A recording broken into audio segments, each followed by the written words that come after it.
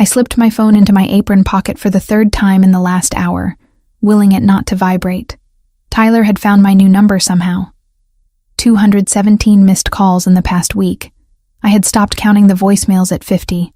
The Friday night shift at Rossi's Italian Bistro was picking up momentum, tables filling with well-dressed couples celebrating anniversaries, business associates closing deals over wine that probably cost more than my monthly rent. But I couldn't focus on any of it. Through the tall windows facing Marlborough Street, water streaked down the glass in steady rivulets. The storm had started around 8, turning the city into a blur of headlights and dark umbrellas. I balanced a tray of empty plates against my hip, weaving between tables toward the kitchen. 27 years old, and this was where life had landed me. Not that serving tables was shameful work, but I had wanted different things once. Architecture school, designing homes that families would build memories inside, creating spaces that mattered. 2 years into my degree program before the money ran out, and reality dragged me back to hourly wages and sore legs. "Megan, table 12 needs attention," Franco called from behind the host stand. His thick gray eyebrows pulled together in that way that meant someone important sat waiting. "The gentleman there," he ordered the Barolo Riserva. "That means you treat him like royalty, understand?" "Got it, Franco." I smoothed my black uniform shirt and grabbed a fresh notepad. Table 12 sat in the corner of our VIP section, surrounded by exposed brick walls and soft amber lighting designed to make people feel exclusive. The man sitting alone caught my eye immediately, and not because of what he wore, though his tailored charcoal suit probably cost several $1,000s. It was the way he occupied space, completely still, hands folded on the white tablecloth, dark eyes scanning the restaurant with methodical precision. He wasn't looking at the decor. He was assessing exits, watching the door, cataloging every person who entered or left. When I approached his table, those eyes landed on me with uncomfortable intensity. "Good evening, sir. My name is Megan, and I'll be taking care of you tonight. Can I start you off with an appetizer? Or would you prefer to see the wine list?" The words came out steady, professional. Years of practice made polite service automatic even when my mind was elsewhere, calculating how many hours until I could go home and check if Tyler was parked outside my building again. "The Barolo Riserva, 2015 vintage, and I'll take the special, whatever the chef recommends tonight." His voice was deep, controlled, with an accent I couldn't quite place. Italian, maybe. Or at least Italian-American. He didn't look at the menu I extended toward him. "Excellent choice. The special this evening is braised short rib with truffle risotto and roasted vegetables. I'll have that out for you shortly." I wrote down the order, even though I would remember it perfectly. Something about him made me want to appear busy, to have a reason to look away from that penetrating stare. "You seem distracted." It wasn't a question. He leaned back slightly, one hand moving to adjust the cuff of his shirt. No wedding ring, I noticed, but a watch that gleamed silver and expensive in the low light. Boyfriend troubles? The assumption startled me into honesty. Ex-boyfriend, actually. And yes, troubles would be an understatement. Why was I telling this stranger anything? But his tone had been curious, not invasive, almost concerned. The dangerous kind of ex? He tilted his head slightly, studying my face like he was reading a language written there. The kind that doesn't understand what "leave me alone" means. I shouldn't be having this conversation. Franco would have my head if he saw me chatting instead of working. "I'm sorry, I should put your order in. The kitchen gets backed up if we wait too long." "Go ahead." He waved one hand in dismissal, but his eyes stayed on me a moment longer, before he turned his attention to the window. "And Megan, if it gets worse, there are solutions. Not all of them involve police and paperwork." I didn't know what to say to that, so I just nodded and hurried toward the kitchen. Something about the way he had said solutions made my skin prickle. Not threatening exactly, but certain, like he knew things about problems and fixing them that most people didn't. The kitchen was chaos. Chefs calling out orders in Italian and English, steam rising from pots, the sharp smell of garlic and wine reductions filling the air. I clipped the order slip to the wheel and grabbed the Barolo from the wine storage. $250 for a single bottle.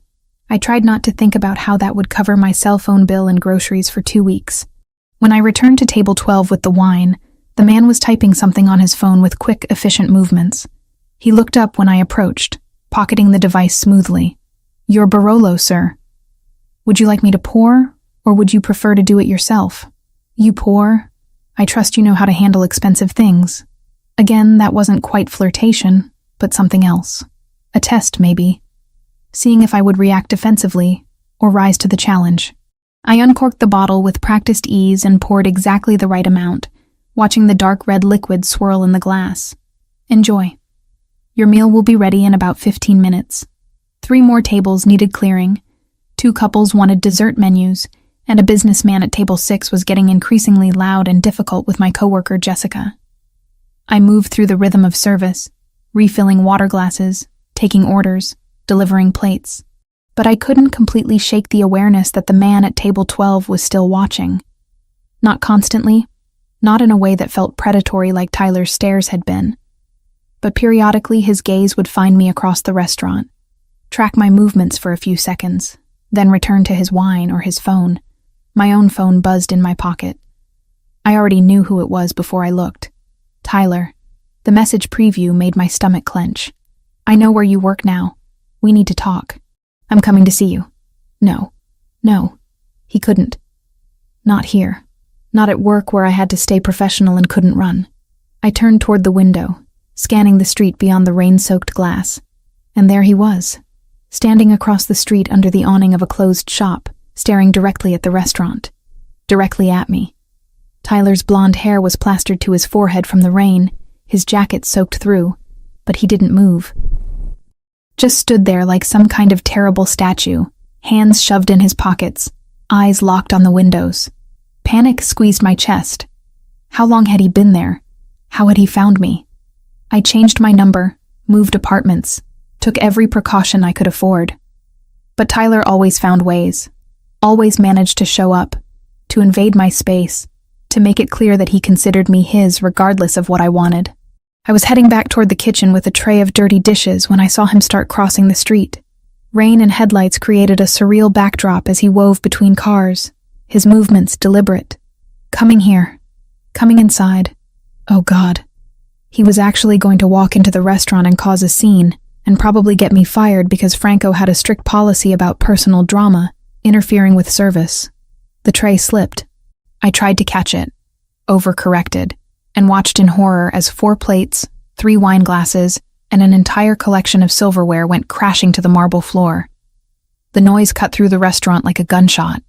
Conversation stopped, heads turned. And I just stood there, frozen, staring at the wreckage at my feet, while through the window I could see Tyler reaching for the restaurant's front door. "Megan!" Franco was already moving toward me, concern and irritation warring on his face. "What happened? Are you all right?" I couldn't answer, couldn't move. Tyler pushed through the door, rain dripping from his clothes onto the expensive tile of Rossi's entrance. His eyes found mine immediately and he smiled. That same smile that used to make me feel special, that now only filled me with dread. He started walking toward me, weaving between tables, ignoring Franco's protests about reservations and proper seating. "Megan, baby, we need to talk. You can't keep ignoring me like this.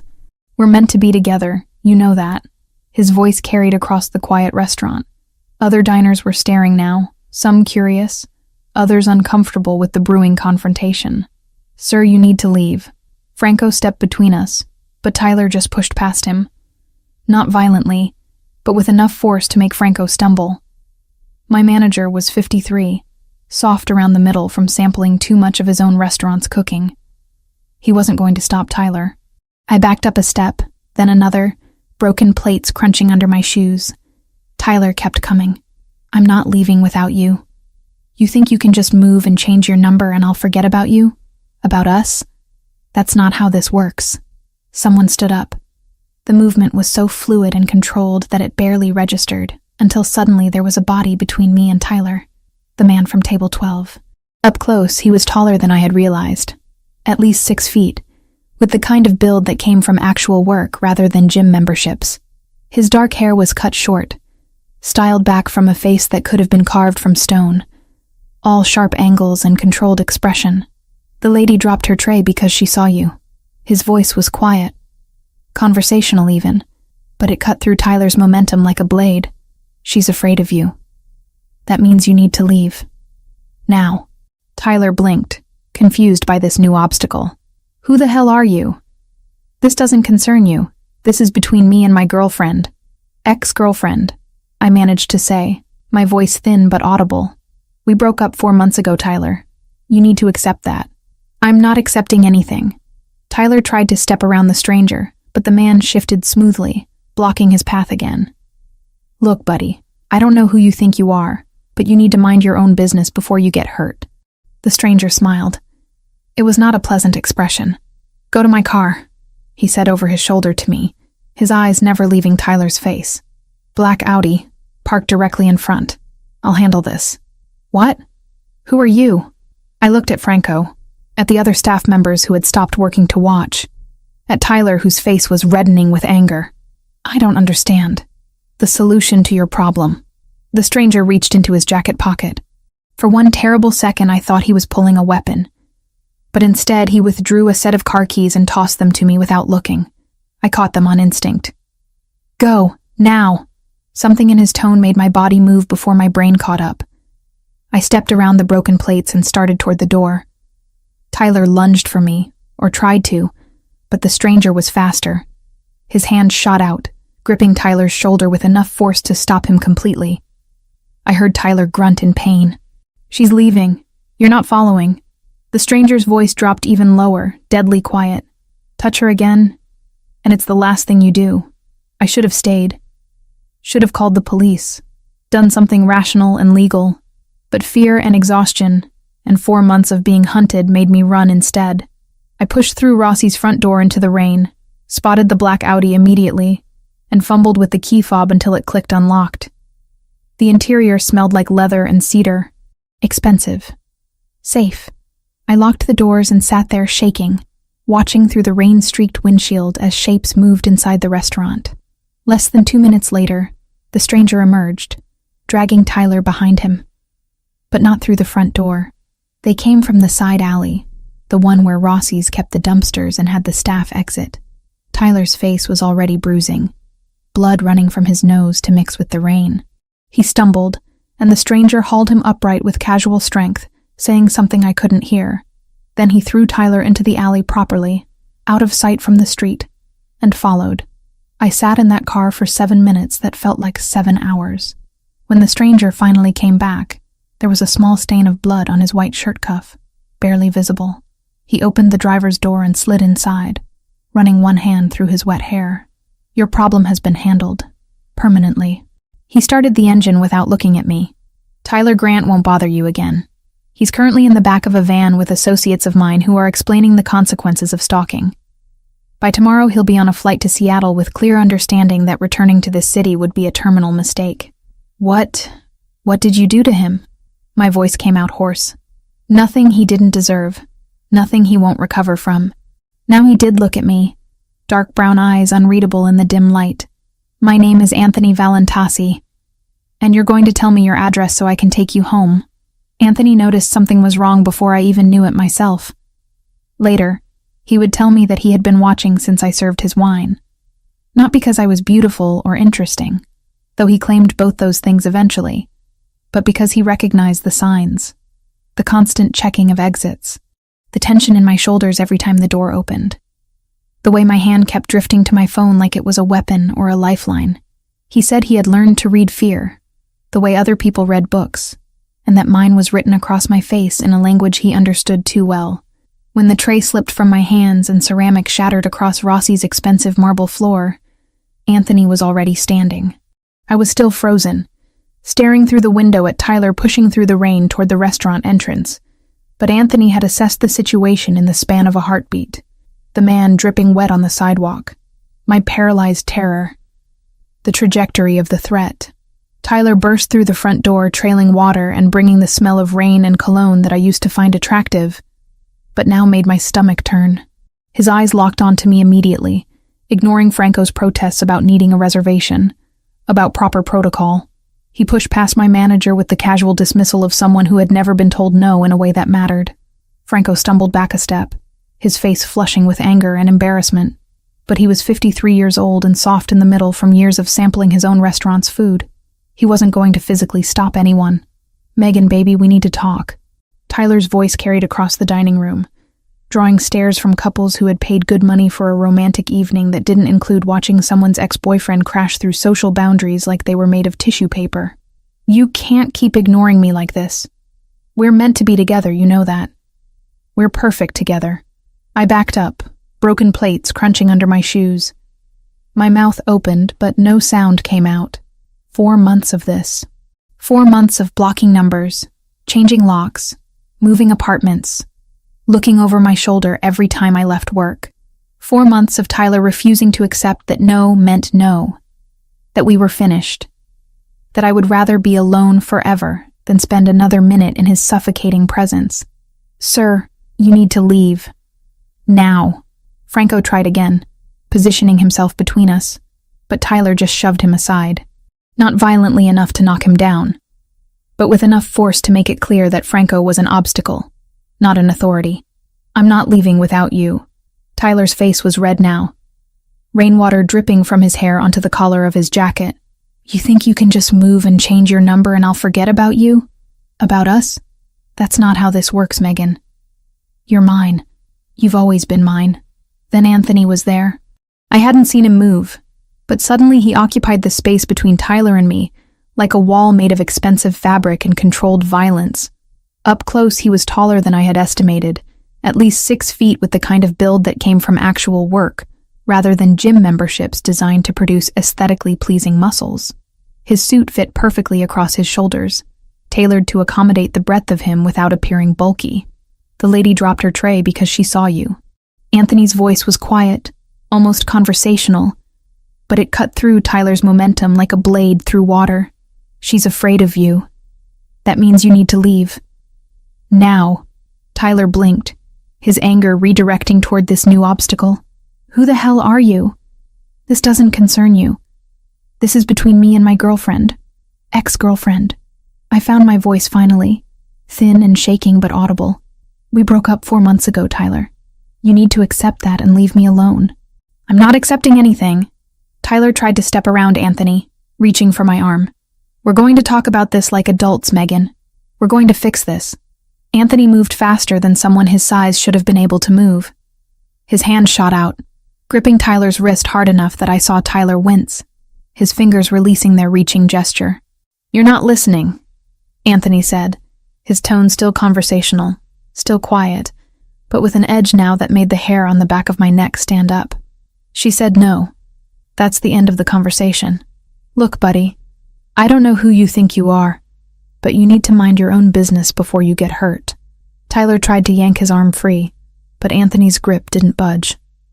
This is between me and Megan. We have history. We have a relationship. You're nobody. Anthony smiled. It wasn't a kind expression. It was the smile of a predator who had just been given permission to do what it wanted to do anyway. He released Tyler's wrist and pulled something from his pocket. For a terrible second, I thought it was a gun. But it was just car keys. He tossed them over his shoulder to me without looking, trusting that I would catch them. I did, on instinct. Go to my car, he said, still not taking his eyes off Tyler. Black Audi, parked directly in front. I'll handle this. What? I don't understand. Who are you? The questions tumbled out of me while my hands clutched his keys, hard enough that the metal bit into my palm. The solution to your problem. He tilted his head slightly, studying Tyler the way a scientist might study a particularly interesting insect. Go, now. Something in his voice made my body move before my brain could catch up and analyze the situation. I stepped around the broken plates, around Franco, who was watching everything with wide eyes, around the other diners who had their phones out recording this drama for their social media feeds. I pushed through Rossi's heavy front door into the rain, got soaked in the 3 seconds it took to reach the Audi, and fumbled with the key fob until the locks clicked open. The interior smelled like leather and cedar, expensive and masculine. I locked the doors and sat there shaking, watching through the rain-distorted windshield as shapes moved inside the restaurant. Anthony was talking to Tyler. Tyler was gesturing angrily. Then Anthony gripped Tyler's shoulder and Tyler's mouth opened in what might have been a shout or a gasp of pain. I couldn't tell which. They didn't come out the front door. That registered slowly through my panic. Anthony was walking Tyler somewhere else, out of sight from the main dining room. Toward the side alley where Rossi's kept the dumpsters and had the employee exit. I leaned forward, trying to see, but the angle was wrong, and the rain made everything blurry. 7 minutes. I counted them on my phone, watching the numbers change while my heart hammered against my ribs. What was happening in that alley? What was Anthony doing to Tyler? Should I call the police? But what would I say? A stranger was beating up my stalker ex-boyfriend in defense of me? Would they even care? Would it make things worse? Then Anthony emerged from the side alley alone. There was a small stain on his white shirt cuff, dark against the fabric. Blood, probably. His hair was wet from the rain, but otherwise he looked completely composed, like he had just stepped out for a casual conversation, rather than whatever violence had occurred in that alley. He walked to the driver's side of the Audi with unhurried steps and slid inside, bringing the smell of rain with him. Your problem has been handled. Permanently. He started the engine without looking at me, adjusting the heat controls with practiced ease. Tyler Grant won't bother you again. He's currently in the back of a van with associates of mine who are explaining the consequences of stalking. By tomorrow morning, he'll be on a flight to Seattle, with clear understanding that returning to the city would be a terminal mistake for him. What did you do to him? My voice came out hoarse, barely above a whisper. Nothing he didn't deserve. Nothing he won't recover from. Now Anthony did look at me. Those dark brown eyes unreadable in the dim light from the dashboard. Broken nose. Possibly cracked ribs. Definitely bruised pride. He'll heal, but he'll remember what happens when he ignores boundaries. My people are very good at making lasting impressions. Your people. I repeated the words slowly, processing their implications. Who are you? My name is Anthony Valentasi. He said it like I should recognize it, like the name itself carried weight and meaning. When I didn't react, something that might have been amusement crossed his face. You don't follow local news, do you? I work double shifts most weeks. I don't have time for news. I was still holding his car keys, even though he had started the engine with a spare set. My hands wouldn't unclench. Are you going to tell me your address? Or am I driving in circles until you feel safe enough to share it? The question jolted me back to reality. I was in a car with a man I didn't know. A man who had just violently assaulted my ex-boyfriend and spoke casually about associates and permanent solutions. Every self-preservation instinct I had should have been screaming at me to get out, to run, to call for help. But Tyler's face flashed through my mind, the obsessive certainty in his eyes when he said I was his, the 4 months of fear and violation of my privacy. And Anthony had made it stop. In 7 minutes, he had done what the police and restraining orders and changing my entire life hadn't been able to accomplish. Westbrook Street, I said quietly. The apartments above the laundromat. Number 3B. Anthony pulled away from the curb smoothly, navigating the rain-slicked streets with the confidence of someone who knew this city intimately. We drove in silence for the first 5 minutes. I watched streetlights blur past, watched other cars with their normal people inside living normal lives, where men didn't drag their stalker exes into alleys and make them disappear into vans. Why did you help me? The question came out before I could stop it. You don't know me. Tyler could have had a weapon. You could have been hurt. Tyler didn't have a weapon. I checked his waistband and jacket pockets while I was restraining him. Anthony took a turn without using his signal, cutting smoothly through traffic. And I helped because I recognized the fear on your face. I've seen it before. On someone I cared about. Someone I failed to protect. Something in his voice made me look at him properly instead of just stealing glances. His jaw was tight, his hands gripping the steering wheel with more force than the easy driving required. This wasn't just about me. This was about something personal, something painful. Who? I asked softly. For a long moment I thought he wouldn't answer. Then he exhaled slowly, deliberately, like he was releasing something he usually kept locked inside. My sister, Sophia. She was 8 years younger than me. When she was 19, she started dating this guy. Nice enough at first, or so it seemed. Brought her flowers, took her to nice restaurants, said all the right things. By the time we realized what he was, it was too late. My stomach dropped. What happened? He killed her. The words were flat, emotionless, but I could hear the grief underneath them. carefully controlled but never absent. They had an argument. He got angry, broke her neck and ran. Took us 3 weeks to find him. What I did to him when we did, he trailed off, shaking his head. That's not something I'm going to share with you, but I'll tell you this. He never hurt anyone else. I'm sorry. The words felt inadequate, too small for the weight of what he had lost. How long ago? 8 years. She'd be 27 now. Your age, I'd guess. He glanced at me briefly before returning his attention to the road. Every time I see that look, the one you had when Tyler walked in, I see Sophia. Trapped, scared, knowing something is wrong but not knowing how to fix it. So I fix it. When I can. How I can. We were quiet again. But it felt different now. Less like the silence of strangers, and more like the silence of two people who understood pain in ways they wished they didn't. Anthony took another turn, and I recognized the neighborhood. 2 more blocks to my building. You said your name was Valentasi. I turned the name over in my mind, trying to place it. Franco at the restaurant. He acted like he knew you. Like he was afraid of you. Why? Franco owes favors to my family. When his youngest son needed surgery 3 years ago, the insurance company denied coverage. Said it was experimental treatment, not medically necessary. The boy was dying. My family covered the cost of the surgery and the hospital stay. In return, Franco provides certain services when we need them. Services. I tested the word. Like what? Like discretion. Like information about who comes into his restaurant and what they discuss. Like allowing me to use his establishment for meetings that require neutral ground. Anthony pulled up in front of my building, an old converted house that had been chopped into 4 apartments, each more cramped than the last. Franco is a good man. He takes care of his family. I respect that. But you scare him. Fear and respect aren't mutually exclusive. Anthony put the car in park, but didn't turn off the engine. Franco knows what I am, what I do.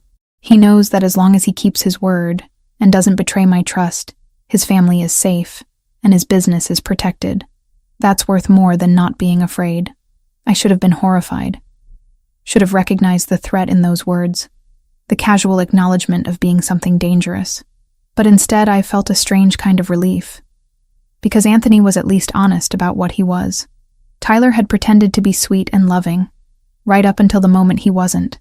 Anthony wore his danger on the surface where I could see it and make informed decisions. I need your number. He pulled out his phone, a sleek device that probably cost more than my monthly rent. Not for anything inappropriate, but I need you to be able to contact me if Tyler tries to reach out again, or if anyone else bothers you. Permanent solutions only work as long as the person believes the consequences.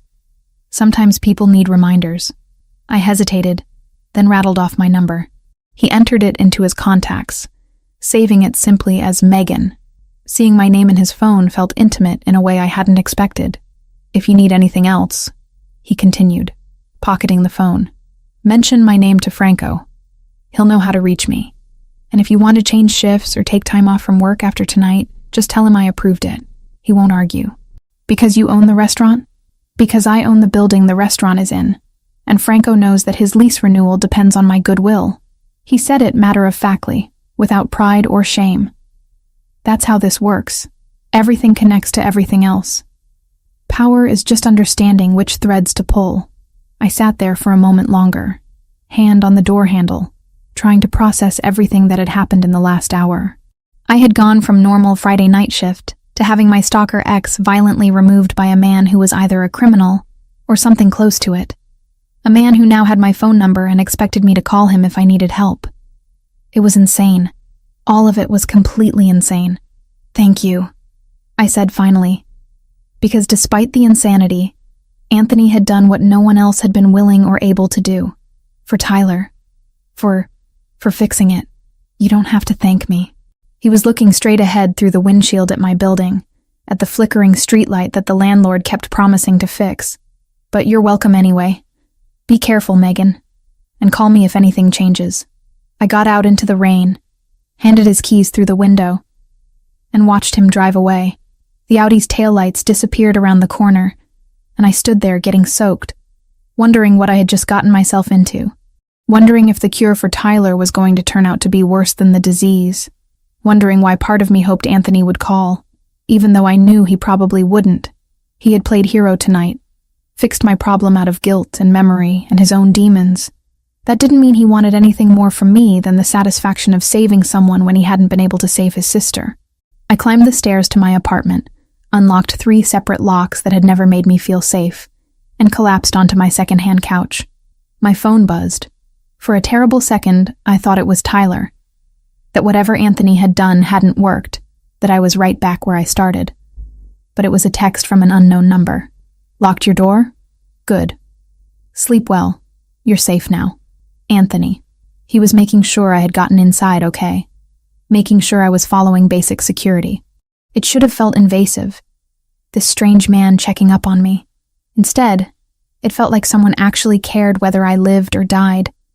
And I hadn't felt that way in longer than I wanted to admit. I texted back a simple, "Thank you," and went to bed with my phone clutched in my hand, waiting for Tyler to call and prove that permanent solutions were never really permanent. But he didn't call. Not that night. Not the next day. Not the day after that. For the first time in 4 months, my phone stayed silent in all the right ways, and I started to believe that maybe, just maybe, I could stop looking over my shoulder. The Audi's leather seats embraced me like expensive furniture I had no right to be sitting on. Anthony pulled away from my building smoothly, his movements practiced and confident as he navigated the dark streets. Streetlights cast orange halos through the water streaming down the windshield, turning the city into an impressionist painting. I clutched my wet uniform shirt, suddenly aware that I was dripping all over this pristine interior that probably cost more to detail than I made in a month.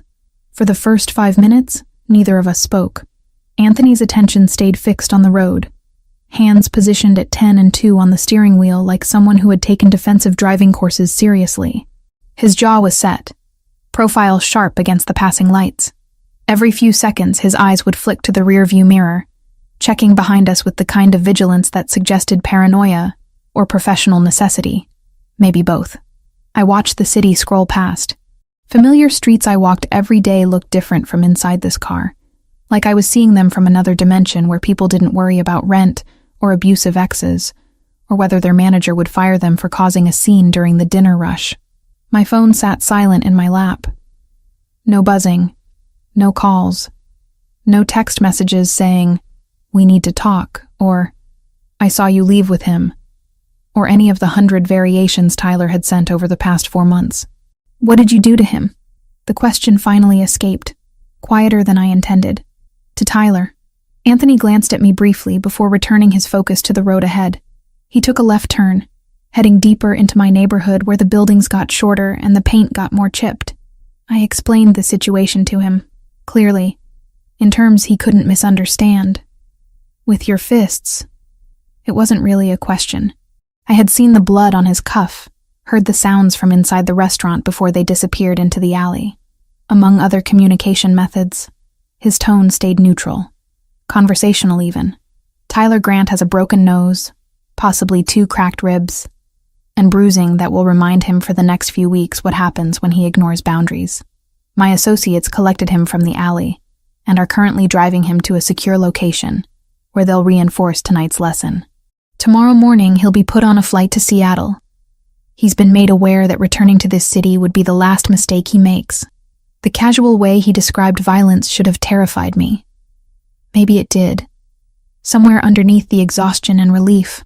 But mostly what I felt was a bone-deep gratitude that someone had finally taken Tyler seriously, had treated him like the threat he was, instead of dismissing my fear as dramatic overreaction. Why? I turned in my seat to look at him properly. Why would you do that for a stranger? You could have been hurt. He could have had a knife or a gun. You could have just called the police and let them handle it. The police would have filed a report and told you to get a restraining order, which you probably already have. He said it with the certainty of someone who knew how these situations typically played out. Restraining orders are pieces of paper. They don't stop determined men.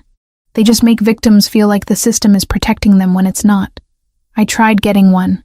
The admission felt like failure, even though I knew it wasn't my fault. 3 months ago, the judge said Tyler hadn't made any specific threats, hadn't committed any acts of violence. Following me wasn't illegal. Calling wasn't illegal as long as he wasn't threatening. Showing up at my work wasn't illegal because it's a public place.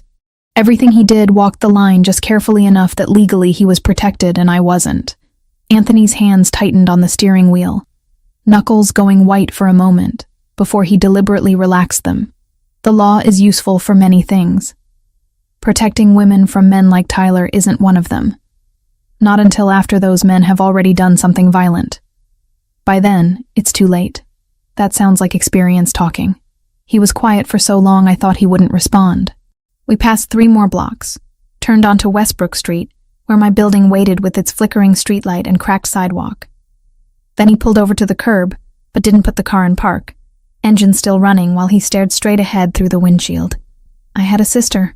His voice had changed, gone softer, but also harder somehow, like he was forcing the words through a throat that didn't want to release them. Sophia, 8 years younger than me. When I was 26 and building my business, she was 18 and thought she was in love.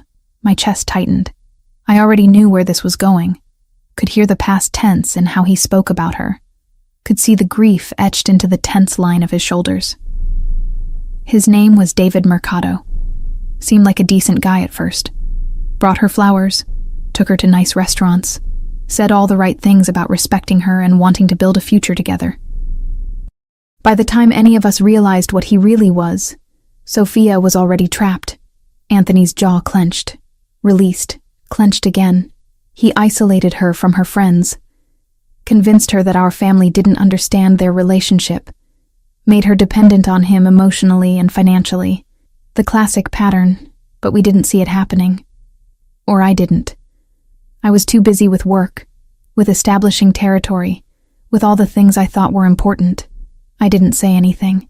Sometimes the kindest thing you can offer someone is silence to fill however they need to. She tried to leave him, 3 times that I know of. Each time he'd show up wherever she was staying, crying and apologizing and promising to change. Each time she believed him, because she was 19, and wanted to believe that love could fix broken people. His voice had gone flat now, emotionless in the way that meant he was feeling too much to let any of it show. The 4th time she tried to leave, he killed her. They had an argument in his apartment. He pushed her. She fell wrong, broke her neck on the corner of a table. Oh, God. The words came out breathless. Anthony, I'm so sorry. He ran. Disappeared for 3 weeks while we searched every corner of the city and the surrounding counties. Eventually, we found him in a motel 2 states away, drunk and feeling sorry for himself. Anthony's lips curved into something that wasn't quite a smile, more like baring teeth. What I did to him isn't something I'm going to describe to you, but I'll tell you this. David Mercado never hurt another woman. He never got the chance. I sat with that information, with the implications of what he was telling me without saying directly. Anthony had killed Sophia's murderer, or done something close to it. The man sitting next to me in this expensive car, who had bought wine that cost more than my grocery budget and spoke with educated articulation, was someone who had taken another person's life with his own hands. How old was she? I asked quietly. When she died. 19. She should be 27 now. Your age, if I'm guessing right. He finally turned to look at me. Dark brown eyes searching my face for something. Every time I see that look, the one you had when Tyler walked through the door tonight, I see Sophia, trapped, terrified, knowing something is fundamentally wrong but not knowing how to fix it. So I fix it when I can, however I can. It doesn't bring her back, doesn't make up for failing to protect her when she needed me. But it's what I can do. Understanding settled over me like a heavy blanket. This wasn't about me at all, or not primarily. I was a stand-in for the sister he couldn't save, a second chance to do what he wished he had done 8 years ago. It should have felt impersonal, like being cast in someone else's unresolved trauma. Instead, it felt painfully honest. This man admitting his motivations without trying to dress them up as pure altruism. Thank you for telling me. I reached across the console and touched his arm gently, briefly. About Sophia, and I'm sorry that happened to her. To your family. That's not something anyone should have to live through. No, it's not. He covered my hand with his for just a second, the contact warm and solid, before pulling away and putting the car in park. But we live through what we have to, and then we make sure other people don't have to live through the same things if we can prevent it. We sat there for a moment in comfortable quiet that felt strange, given we had only met 2 hours ago. But trauma had a way of fast-forwarding connections, of stripping away the usual layers of polite small talk and forcing intimacy, whether you were ready for it or not. Tell me about you. Anthony shifted in his seat to face me more directly. Franco said you've worked at Rossi's for about a year. What were you doing before that? Trying to finish school. The words came easier than I expected. Maybe because he had shared something so personal, I felt safe doing the same. I was studying architecture. Made it through 2 years before the money ran out and I had to drop out. Architecture? He said it like he was tasting the word, considering it. That's specific. Not many people know what they want to study that clearly. I've always loved buildings. The way spaces are designed, how they make you feel when you walk into them. Good architecture is like a conversation between the structure and the people inside it.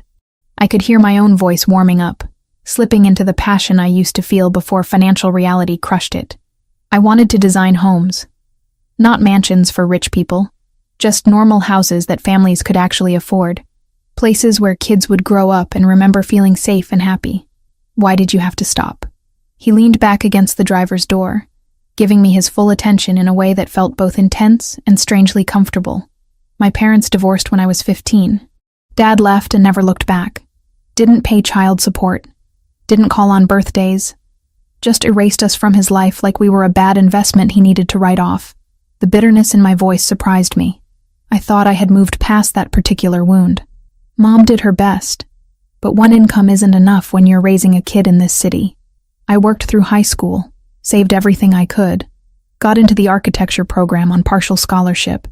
But scholarships don't cover living expenses or books or all the software you need for design work. So you worked while studying. 3 jobs at one point, barely slept. My grades started slipping halfway through sophomore year because I was too exhausted to focus in class. Then Mom got sick, needed surgery, and the medical bills ate through what little savings we had. I took a semester off to work full-time. That semester turned into a year. The year turned into 2. Now here I am, 27 years old, serving pasta to people who probably spend more on one meal than I make in a week. I hadn't meant to sound so bitter. Hadn't meant to dump my entire sob story on a stranger who had already done more than enough by removing Tyler from my life. But Anthony just nodded like he understood, like he didn't judge me for the circumstances that had derailed my plans. You still draw? He asked. Design things? Even if you're not in school? Sometimes. On my phone mostly. Or in notebooks when I can afford them. It's not the same as having proper software and the time to really develop ideas. But it keeps the skills from getting too rusty. I shrugged, not sure what good it does at this point. I'm never going to have the money to go back to school. Even if I saved every extra dollar, it would take years to afford even one semester. You could take out loans and add to the debt I already have from the first 2 years. No thank you. I'd rather work as a waitress forever than spend the next 20 years drowning in payments I can't afford. Anthony studied me with that intense focus he had, like he was cataloging information and filing it away for later use. There are other options. Connections. People who owe favors. Ways to get things done that don't involve traditional channels. I don't want charity. The words came out sharper than I intended. Sorry, that's not directed at you. I just mean, I need to do this myself, if I do it at all. Otherwise it doesn't count. I understand, and somehow I believe that he did. Pride is important. Self-reliance is important. But accepting help when it's offered isn't weakness. It's strategy. Before I could respond to that, he was pulling out his phone, typing something quickly. I need your number. Not for anything inappropriate, he added quickly when he saw my expression. But I need you to be able to contact me if Tyler tries to reach out again. Permanent solutions only work as long as the person believes in the consequences. Sometimes people need reminders that those consequences are real. I rattled off my number, watching him enter it into his contacts. He saved it simply as Megan Turner, which felt both formal and strangely intimate. Having my full name in the phone of a man who had just confessed to possibly murdering his sister's killer seemed like crossing some invisible line, stepping from one world into another without quite meaning to. "If you need anything else," Anthony continued, pocketing his phone, "mention my name to Franco. He'll know how to reach me. And if you want to take time off from work after tonight, just tell him I approved it. He won't argue." Why wouldn't he argue? Though I already suspected the answer. Because Franco owes my family favors that he can never fully repay. 3 years ago, his youngest son needed surgery. Experimental treatment that the insurance company denied coverage for. Said it wasn't medically necessary, even though the boy was dying. My family covered the surgery, the hospital stay, the rehabilitation. In return, Franco provides certain services when we need them. Services like letting you conduct business in his restaurant, among other things. Franco is a good man. He takes care of his family and keeps his word. I respect that. In return, I make sure his lease stays affordable and his business stays protected. Anthony said it matter-of-factly, like this was just normal relationship dynamics rather than what it obviously was. A power structure built on debt and obligation. You own the building. I own several buildings in this neighborhood. Rossi's happens to be in one of them. He gestured out the window at my apartment building with its peeling paint and crooked front steps. "I don't own this one, but I could find out who does if you're having problems with your landlord." "No. Thank you, but no. I needed to establish boundaries before this went any further, before I became another person owing favors to Anthony Valentasi. I appreciate everything you did tonight. More than I can say. But I need to handle my own life, my own problems. Tyler was different because I couldn't fix that myself. But I can manage my landlord and my job and everything else." Instead of looking offended, Anthony smiled slightly. "Good. People who can't stand up for themselves bore me. People who insist on trying even when they're drowning are more interesting." He reached across and opened my door from the inside, the latch clicking smoothly. "Go inside. Lock your doors. All of them. And Megan? Yes? If Tyler contacts you, don't respond. Don't engage. Just forward whatever he sends to me and I'll handle it. Men like him see any response, even telling them to go away, as encouragement, as proof that they still matter to you, still occupy space in your thoughts. Silence is more powerful than anger." I nodded, climbing out into air that felt cold after the warmth of the car. My uniform was still damp, clinging uncomfortably as I stood on the sidewalk. "Thank you. For everything. I know I keep saying that, but I don't know what else to say." "You don't have to thank me." He leaned across the passenger seat to look up at me through the open door. "But you're welcome. Be careful. This city isn't as safe as it pretends to be." I'm starting to figure that out. I closed the door and watched him drive away, the Audi's taillights disappearing around the corner like a promise that had been kept and a threat that remained vigilant. The building's front door stuck like always, requiring me to lift and push at the same time to get it open. The hallway smelled like someone's cooking, garlic and onions and something vaguely burned. I climbed the 2 flights to my apartment, keys already in hand by the time I reached my door. 3 locks. Deadbolt, chain, and handle lock. I had installed them myself after Tyler showed up at my old place uninvited one too many times. Inside, my apartment looked exactly as I had left it that morning. Small, cramped, but mine. Second-hand furniture that didn't match. A kitchen barely big enough for one person. A bathroom where the shower never quite got hot enough. But it was mine. Paid for with my own work. And tonight, for the first time in months, I didn't feel like Tyler could show up and violate that space. My phone buzzed as I was changing into dry clothes. For one terrible second, my heart seized, convinced it was Tyler proving that Anthony's solution hadn't worked, that I was right back where I started. But it was an unknown number. "Locked your door? Good. Sleep well. You're safe now." Anthony. Checking up on me, making sure I had gotten inside safely and followed his advice about the locks. It should have felt invasive. This man I barely knew monitoring my movements. Instead, it felt like someone actually cared whether I lived or died, which was a sensation I hadn't experienced in longer than I wanted to admit. I texted back, "Thank you." I did. All 3 locks. His response came seconds later. 3?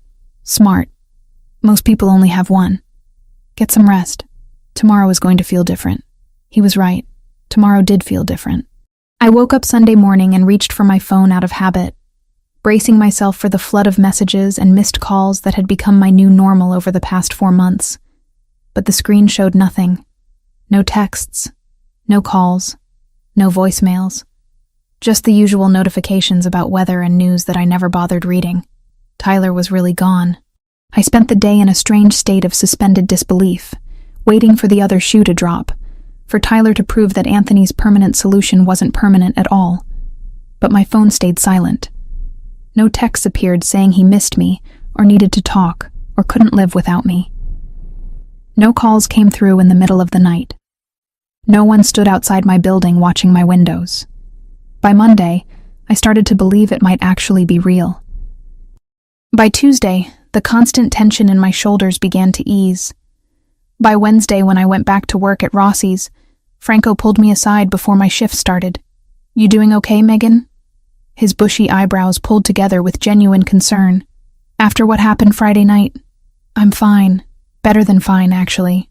I'm sorry about the mess, about the scene Tyler caused. I'll pay for the broken plates." "Don't worry about the plates." Franco waved that away like it was nothing. Mr. Valentasi already compensated the restaurant for any disruption. More than compensated, truth be told. But that's not what I'm asking about. You really okay? That man, Tyler, he's not going to come back here? No. I said it with more certainty than I had felt about anything in months. He's not coming back. Anthony made sure of that. Something crossed Franco's face when I said Anthony's name. Not fear exactly, but careful respect. Mr. Valentasi is a powerful man in this city. Good man to have on your side. Dangerous man to have against you. You understand what I'm saying? I think so. Just be careful, Megan. Men like him, they don't do things without reasons, without expecting something in return eventually. I'm not saying he's going to hurt you or demand payment, but in his world, everything is a transaction. Everyone owes someone something. Just keep that in mind. I thought about that conversation all through my shift, weighing Franco's warning against my own impressions of Anthony. He had been honest about who he was, what he had done to Tyler, why he had intervened. He hadn't pretended to be a good person, or dressed up his violence in noble intentions. He had simply fixed a problem because it reminded him of a problem he hadn't been able to fix 8 years ago. That felt safer somehow than someone who pretended to help selflessly while hiding ulterior motives. At least with Anthony, I knew where I stood. He had told me his demons. Now it was up to me whether I let those demons anywhere near my life again, or accepted Friday night as the anomaly it was, the moment our paths crossed briefly before diverging back to our separate worlds. My phone buzzed during my break. I pulled it out expecting a spam text, but Anthony's name appeared on screen. How was work? Any problems? Such a simple question. Such a complicated answer. Work was fine. No problems. But standing in Rossi's kitchen eating a rush dinner before heading back to my tables, I realized that my life had fundamentally shifted in ways I was only beginning to understand. Anthony Valentasi had done more than remove Tyler from my immediate vicinity. He had shown me that problems could be solved, that fear didn't have to be a permanent state of being, that sometimes the most dangerous person in the room was also the safest one to stand behind. I typed back, "Work is good. No problems. Thank you for asking."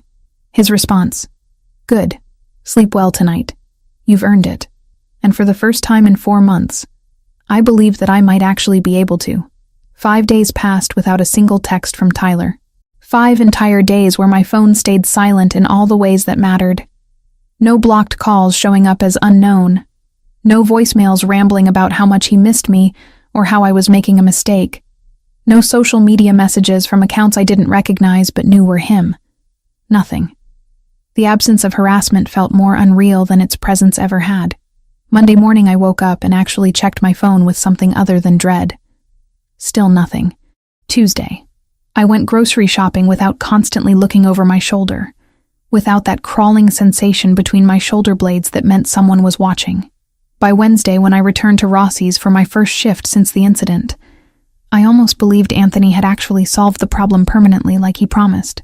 Franco caught me before I could even tie my apron on. He pulled me into his small office behind the kitchen, closing the door with more care than necessary. The space smelled like old receipts and the espresso machine that lived on his desk, constantly brewing thick Italian coffee that he claimed was the only thing keeping him sane after 30 years in the restaurant business. "Megan, sit down for a minute." He gestured to the folding chair across from his desk, settling his considerable bulk into his own chair with a wheeze. "We need to talk about what happened Friday." My stomach clenched. "If this is about the broken plates, I'll pay for them." "I'm so sorry about the scene Tyler caused. It won't happen again. The plates are nothing, already taken care of." Franco waved that away like it was meaningless. Mr. Valentasi compensated the restaurant more than generously for any disruption. "That's not what concerns me." "Then what?" He studied me for a long moment. His weathered face creased with something between concern and calculation. "How much do you know about Anthony Valentasi?" "Not much." I shifted in the uncomfortable chair. "He told me his name, that he had a sister who died, that he has associates who took care of Tyler." "Associates." Franco repeated the word with a bitter smile. "That's a polite way to put it. Megan, Anthony Valentasi is the head of one of the most powerful crime families in this city.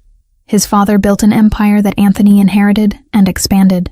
The Valentasi family controls the docks, most of the construction contracts, several legitimate businesses that serve as fronts for less legitimate operations. When Anthony Valentasi decides something needs to happen, it happens. When he decides someone needs to disappear, they disappear." The confirmation of what I had already suspected still hit me like cold water. "You're saying he's a criminal." "I'm saying he's dangerous." Franco leaned forward, elbows on his cluttered desk. "But I'm also saying that 3 years ago, when my son Paolo needed surgery, when the insurance denied coverage and we were watching him die slowly, the Valentasi family paid for everything. $230,000 in medical bills, just gone. Paid in full. Paolo is 14 now, healthy, plays soccer, drives me crazy with his attitude. He's alive because Anthony Valentasi decided my family deserved help. So you owe him." "I owe him everything." The words came out flat, factual, and that debt will never be fully paid. That's how it works in his world. Everything is transactions.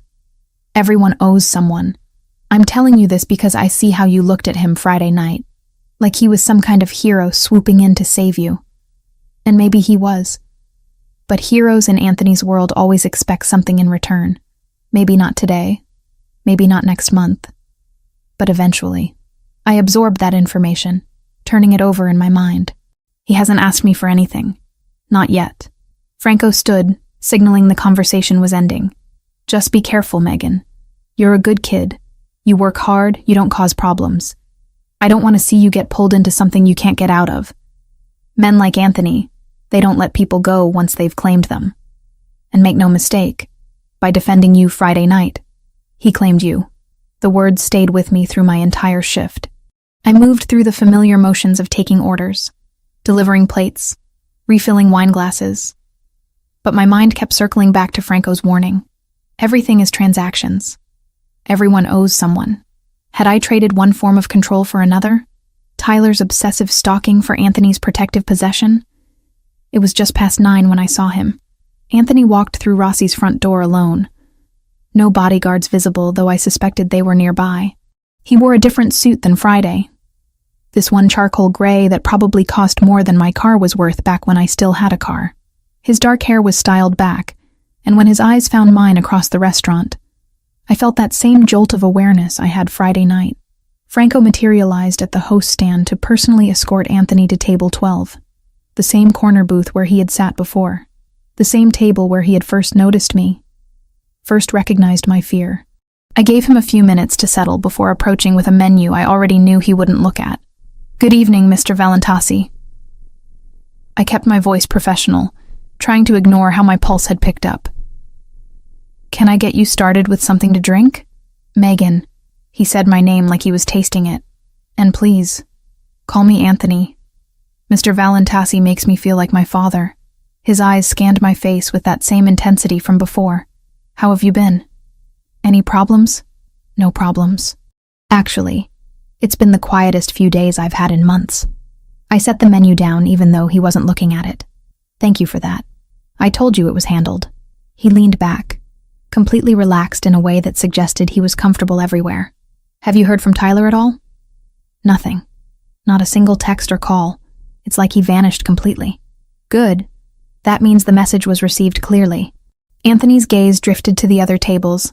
The couples dining, the businessmen conducting deals over expensive wine. What time does your shift end? The question caught me off guard. 11. We close at 10:30, but cleanup takes about half an hour. Why? Because I'd like to take you to dinner. Somewhere other than where you work, where you can actually sit down and eat instead of serving everyone else. He said it casually, but there was intention underneath. If you're interested. I should have said no. Should have remembered Franco's warning about transactions and debts, and getting pulled into worlds I didn't understand. But standing there looking at Anthony, at the man who had ended 4 months of terror with 7 minutes of controlled violence, I found myself nodding. I'd like that. Good. I'll wait. He pulled out his phone, already moving on to whatever business required his attention. Take your time finishing work. I'm patient when it matters. The next 2 hours passed in a strange state of heightened awareness. I was conscious of Anthony's presence the entire time, even when I was on the opposite side of the restaurant. I caught him watching me periodically, not constantly, just occasional glances that felt weighted. At 10:45, I finished my last table, split my tips with the other servers, and changed out of my work shirt into the clean blouse I kept in my locker for exactly these situations. Anthony was waiting by the front entrance, settled in a chair like he owned it. He probably did own it, along with everything else in the building. When I approached, he stood with fluid grace and held the door open. There's a French place 3 blocks from here, he said as we stepped into the cool night air. Small, quiet, excellent food. The owner is a friend. He'll treat us well. Another person who owes you favors? Anthony glanced at me, something that might have been amusement crossing his features. Actually, no. Pierre is just someone I've known since we were teenagers. Sometimes people are friends without obligation attached. We walked in comfortable silence. The streets were quieter at this hour, most businesses closed. Just the occasional car passing and other late-night workers heading home. Anthony walked on the street side of the sidewalk. An old-fashioned gesture that reminded me this man had been raised with certain codes, even if those codes existed alongside violence. The restaurant he led me to was exactly as promised. Small, maybe 12 tables, warm lighting that made everything feel intimate. The owner, a barrel-chested man with a magnificent mustache, greeted Anthony with genuine warmth and rapid French that I couldn't follow. We were seated at a corner table away from the few other diners, menus appearing instantly along with water and bread. Order whatever you want, Anthony said, finally opening his menu. Pierre's coq au vin is exceptional, but everything here is worth trying. This is too much. I looked at the prices. Each dish more expensive than my usual grocery budget for an entire week. I can't let you pay for this. You're not letting me do anything. I invited you. That means I'm paying. If it makes you feel better, consider it an apology for the dramatic way I handled Tyler. You have nothing to apologize for. You did exactly what needed to be done. I studied the menu, trying to focus on food instead of the surreal situation. The salmon looks good. We ordered, and once the waiter left, Anthony turned his full attention to me. Tell me about architecture. You said you studied for 2 years. What made you interested in that field? The question opened something in me that had been closed for a while. I found myself talking about discovering architecture through a school project in middle school, about realizing that spaces could be designed to make people feel certain ways, about wanting to create homes that families would build memories inside instead of just structures that held furniture. Anthony listened with genuine interest, asking questions that showed he was actually paying attention. Why did you have to stop? The story came out easier this time. My parents' divorce, my father disappearing from our lives, working multiple jobs while trying to study, my mother's medical bills eating through any savings we managed to accumulate. By the time I finished, our food had arrived, and I was surprised to realize I had been talking for almost 20 minutes. What about financial aid? Anthony asked, cutting into his steak with precise movements. Student loans? Scholarships? Grants? I already have loans from the first 2 years. Adding more debt when I'm not even sure I could finish the degree seems irresponsible. I tasted the salmon, which was indeed exceptional, and scholarships usually go to students fresh out of high school, not 27-year-olds who dropped out years ago. There are other options. Adult continuing education programs, work-study arrangements, people who invest in promising talent. He said it carefully, like he was testing the waters. I appreciate the thought, but I need to do this myself if I do it at all. Taking handouts or owing favors doesn't feel right. Instead of arguing, Anthony nodded. Pride is important. Self-reliance matters. But refusing help when it's genuinely offered isn't strength. Sometimes it's just stubbornness. Maybe. I took another bite, considering. What about you? Did you always plan to go into the family business? His expression shifted, became more guarded. I didn't have much choice. My father expected his sons to follow him. My older brother Michael died when I was 18. Car accident. Though there were rumors it wasn't really an accident. After that, I was the heir. The responsibility fell to me whether I wanted it or not. Did you want it? I wanted Sophia to be safe. I wanted my mother to stop crying herself to sleep. I wanted the people who might have killed Michael to fear our family enough that they wouldn't try again. He met my eyes directly, so I learned what I needed to learn, became what I needed to become, and now here I am, 34 years old, running an empire built on violence and money and loyalty bought through fear. The honesty in his voice struck me. You say that like you regret it. I regret that Sophia died anyway. That all the power I accumulated couldn't save her from one angry man with quick hands. He finished his wine, refilled both our glasses from the bottle. But I don't regret protecting the people I can protect, making sure others don't suffer what my family suffered. That has to count for something. We talked for another hour, the conversation flowing easier than it should have between a waitress and a crime boss. Anthony told me about growing up in the Italian neighborhood, about his grandmother who taught him to cook, about learning early that the world was divided between people who took what they wanted and people who let things be taken from them. I shared more about my dreams of designing houses, about the notebooks full of sketches I still kept, about feeling stuck in a life that wasn't quite what I had planned, but also wasn't entirely terrible. When we finally left the restaurant, Anthony walked me home again. That same protective positioning on the street side of the sidewalk. We stopped in front of my building, the flickering streetlight casting uneven shadows across the cracked pavement. I'd like to see you again, Anthony said, hands in his pockets, completely at ease. Not just when I visit Rossi's, actually take you out properly. If you're interested. I knew I should say no. Knew that getting involved with Anthony Valentasi was walking into complications I couldn't begin to predict. But I also knew that he was the first person in years who had listened to my dreams without dismissing them, who had treated me like someone worth protecting instead of someone to be controlled. I'm interested, I said, and watched something warm cross his features. Good. I'll call you. He waited while I unlocked the building door. Didn't leave until I was safely inside. Through the glass, I could see him standing there, hands still in his pockets, watching to make sure I made it up the stairs. My phone buzzed before I even reached my apartment. Anthony's text was simple. Thank you for tonight. Sleep well. I saved his number under his full name, stared at it for a long moment, and wondered what exactly I was getting myself into. Whatever it was, I realized I wanted to find out. 2 weeks slipped by faster than I expected. Anthony called the day after our French dinner, asking if I was free Thursday, then Saturday, then the following Tuesday. Each time we met felt like peeling back another layer of who he really was beneath the tailored suits and controlled violence. Thursday, he took me to an art gallery opening in the financial district. I felt out of place immediately, surrounded by people in designer clothes discussing pieces that cost more than my annual salary. But Anthony stayed close, his hand occasionally finding the small of my back as he introduced me simply as Megan, never explaining who I was or why I mattered. The gallery owner treated him with the same careful respect Franco showed. That mixture of genuine warmth and underlying awareness that this was someone you didn't cross.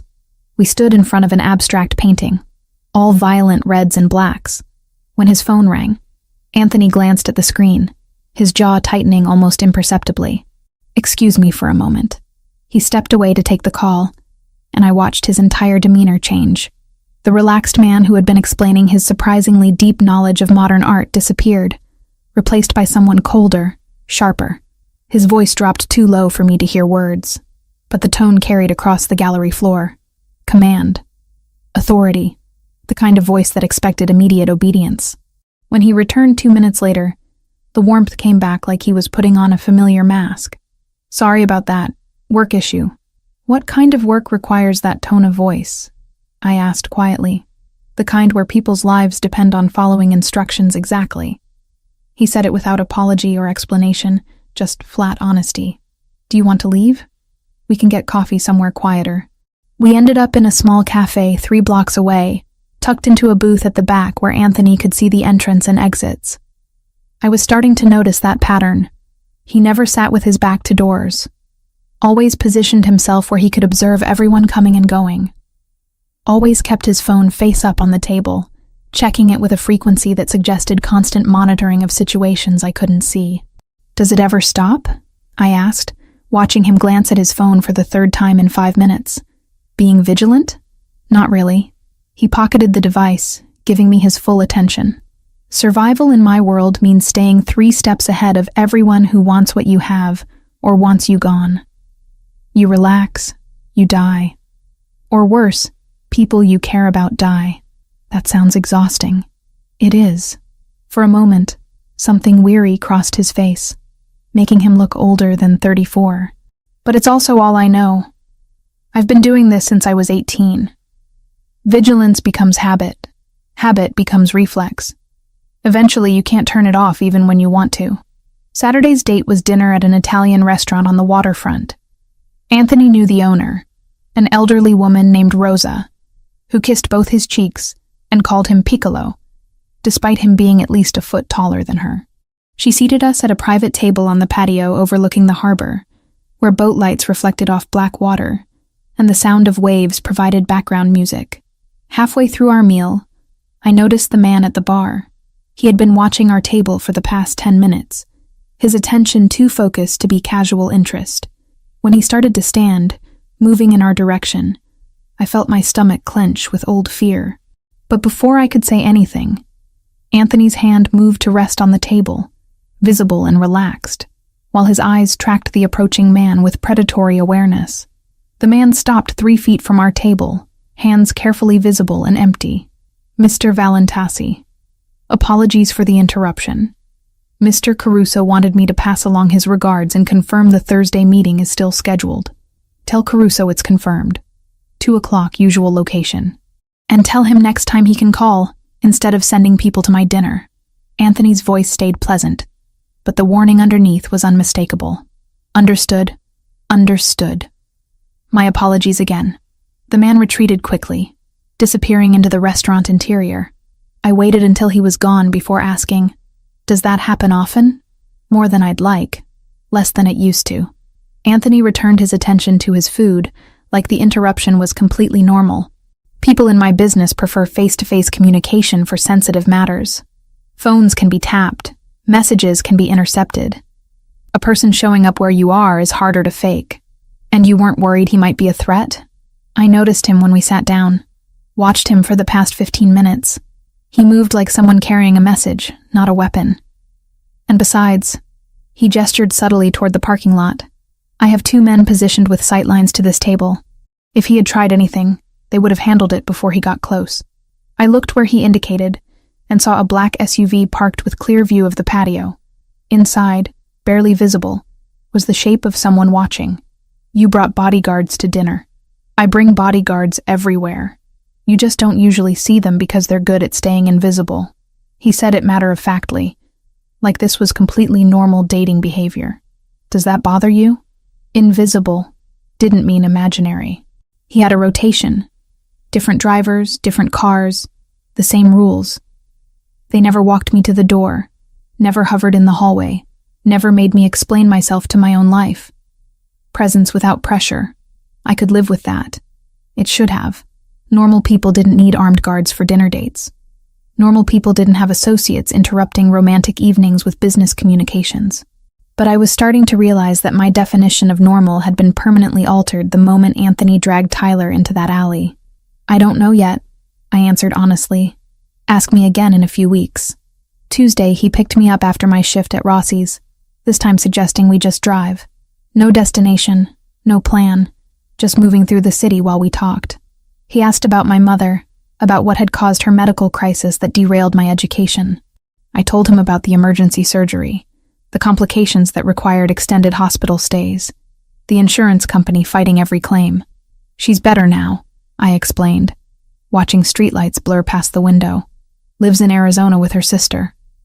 The dry climate is easier on her lungs. We talk maybe once a month, mostly about nothing important. Our relationship never quite recovered after Dad left. I think she blamed me somehow. Like if I had been different, he would have stayed. That's not how that works. Anthony took a turn without signaling. That aggressive confidence that suggested traffic laws were suggestions. Parents who leave aren't running from their children. They're running from responsibility, from the work it takes to be decent human beings. Your father leaving says everything about him and nothing about you. The certainty in his voice made my throat tight. You sound like you speak from experience. My father was many things. Loving wasn't one of them. Anthony's hands tightened on the steering wheel. He built an empire, but he destroyed his family doing it. My mother died when I was 23. The doctors said it was heart failure. I think it was heartbreak. 30 years married to a man who treated her like property, like another asset to be managed. Michael's death broke her. My father barely acknowledged her grief. I'm sorry. Don't be. I'm telling you this so you understand something important. He pulled over into an empty parking lot overlooking the water, putting the car in park and turning to face me fully. My world is violent and complicated and morally questionable at best. The people in it don't operate by normal rules. They hurt each other, use each other, dispose of each other when convenient. That's what I grew up watching. That's what I became part of. But I'm telling you right now, if you decide this is something you want, something real between us, I won't treat you that way. I won't use you, or discard you, or make you feel like you're convenient until you're not. My heart was pounding so hard I could hear it in my ears. Why are you telling me this now? Because I like you, Megan, more than I've liked anyone in years. And before this goes any further, you need to understand what being with me means. He reached across the console, taking my hand in his. It means people will watch you to get to me. It means rivals might try to use you as leverage. It means there will be nights I come home with blood on my clothes, and you can't ask whose blood it is. It means living with secrets and dangers that most people never have to think about. You're trying to scare me away. I'm trying to be honest with you. Because if we do this, really do this, I need you to choose it with full knowledge of what you're choosing. His thumb traced circles on my palm, the gesture almost absent-minded. I can protect you from a lot of things. I can make sure Tyler never bothers you again. I can keep rivals from touching you. I can provide security and resources and power, but I can't protect you from the reality of who I am and what I do. That's something you have to accept or walk away from. I sat with that for a long moment, watching boats move across the distant water, their lights creating trails of gold on black waves. Everything he said was true. Everything he offered came with costs I couldn't fully calculate yet, but I also knew that in the 2 weeks since Tyler disappeared, I had felt more alive than I had in years, more seen, more valued. What if I want to keep seeing where this goes? I asked quietly. What if I'm not ready to walk away yet? Something in Anthony's expression gentled, became vulnerable in a way I hadn't seen before. Then, I'll do everything in my power to make sure you don't regret that choice. He leaned across the console slowly, giving me time to pull away if I wanted. But I didn't want to. His lips met mine carefully, testing, asking permission even as he took it. The kiss started gentle, almost hesitant, before deepening into something that made my breath catch and my hands find his shoulders, pulling him closer, despite the awkward angle and the gear shift between us. When we finally broke apart, both breathing harder, Anthony rested his forehead against mine. I've been wanting to do that since the moment you smiled at me in that French restaurant. Why didn't you? Because I needed you to understand first. Needed you to have all the information before I complicated things further. His hand came up to cup my cheek, thumb brushing across my lower lip. This isn't casual for me, Megan. I don't do casual. If we keep going down this path, I'm going to want all of you. Your time, your attention, your trust. That's how I'm built. All or nothing. That should scare me more than it does. I leaned into his touch, feeling the calluses on his palm that suggested his hands did more than sign documents and make phone calls. What if I'm not ready for all or nothing? What if I need time to figure this out? Then we take time. I'm patient when it matters. He kissed me again, softer this time, a promise rather than a question. But I'm also possessive and protective and probably going to drive you crazy with both. Fair warning. Noted. I smiled against his lips, feeling lighter than I had in months, despite the weight of everything he'd told me. Take me home? We drove back in comfortable silence, his hand finding mine across the console and staying there. When we reached my building, he walked me to the door like he always did, waiting while I fumbled with keys and trying not to think about how much I wanted to invite him up. But it was too soon, too much, too complicated. Thursday? He asked, hands in his pockets, looking almost uncertain in a way that made him seem younger. There's a charity gala my family sponsors. I have to make an appearance. I'd like you to come with me if you're comfortable with that. A gala. Like with fancy dresses and important people? Exactly like that. But I'll have a dress delivered to you. Don't argue, he added when I opened my mouth to protest. It's not charity. It's necessity. The event has a dress code I'm asking you to attend. That means I provide what's needed to make you comfortable there. I wanted to argue, wanted to insist I could handle my own wardrobe. But the reality was I didn't own anything appropriate for a charity gala, and buying something would eat up money I needed for rent. Okay, but nothing too expensive. And I'm only agreeing because you phrased it as necessity, not generosity. Deal. He kissed me once more, quick and possessive. Lock your doors. Text me when you're inside. I watched him walk back to his car, marveling at how quickly this had become normal. The bodyguards in the SUV that followed him everywhere, the constant phone calls and careful positioning, the casual mentions of violence and territory and business that operated outside legal boundaries. 2 weeks ago, I had been terrified of Tyler. Now I was falling for someone infinitely more dangerous, and the terrifying part was how right it felt. My phone buzzed before I even reached my apartment. Anthony. Home safe? Me. All 3 locks secured. Good night. Anthony. Dream well, Megan. I'll see you Thursday. I lay in bed that night thinking about his warning, about choosing this with full knowledge of consequences. But I also thought about the way he kissed me. The vulnerability in his eyes when he admitted being possessive and protective. The honest acknowledgement that his world was dangerous, but his feelings were real. Franco's warning echoed in my head. Everyone owes someone. Everything is transactions. But Anthony had been clear about costs and honest about risks. That felt like the opposite of Tyler's manipulation, the opposite of my father's abandonment. It felt like someone giving me power to make informed choices instead of trapping me in situations I didn't understand until too late.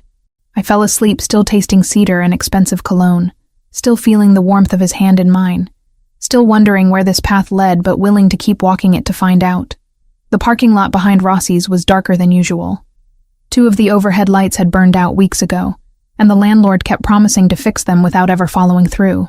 I walked out the employee exit at 11:13, exhausted from a Tuesday night shift that had somehow been busier than most weekends. My phone showed a text from Anthony sent 3 hours earlier. Dealing with business at the port, probably won't finish until late. Call if you need anything. I had typed back that I was fine, that I didn't need constant checking in. Now, standing in the poorly lit parking lot with my keys already gripped between my fingers the way women are taught for self-defense, I wished I had taken him up on the offer of a driver. The gray sedan sat 3 spaces from my car. 2 men inside, not even trying to hide their surveillance. The one in the passenger seat was looking directly at me, phone pressed to his ear. Not Tyler. These men were different. Professional. The kind of dangerous that came with training rather than obsession. Every survival instinct I had developed over 4 months of being stalked by Tyler screamed at me to move. I spun on my heel and went straight back inside, nearly running into Franco, who was counting the cash drawer at the bar. "Megan, what's wrong?" He looked up from the bills, concern immediate in his weathered face. "There's a car in the lot. 2 men watching." My hands shook as I pulled out my phone, scrolling for Anthony's number. "They're not trying to hide it. Something's wrong." Franco's expression went from concern to grim. He moved to the window, peering through the blinds carefully. "Gray sedan. Virginia plates. Stay inside. Lock the back door." I was already calling Anthony. He picked up on the first ring, his voice sharp with alertness despite the late hour. "Megan, what happened?" "I'm still at Rossi's. There's a car in the parking lot with 2 men inside. They've been watching the building. Franco saw them too.